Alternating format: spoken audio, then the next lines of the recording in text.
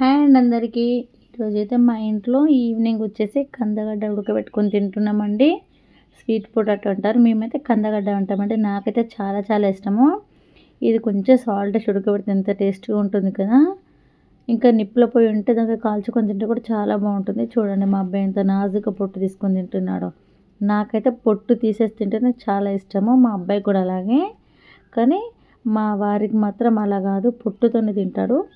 చూడండి ఇప్పుడు ఎలా నేను నా మాటల్లోనే కాదు నేను మీకు చూపిస్తాను. వీడియోతో చూడండి, కంటిన్యూ అవుతుంది. ఒక లైక్ ఇవ్వండి ఫ్రెండ్స్. గోడ మీద మొత్తం పిచ్చి గిత్తలే మంచిగా ఉడికినాయా? ఇంకా ఓపెన్ చేయలే. పొట్టుతోనే తింటాను. పొట్టు తీసుకోవా? ఎందుకు? పొట్టుతో తింటే ఏమైతే ఏమంచిది చెప్పు, అది కూడా చెప్పు డాడీ.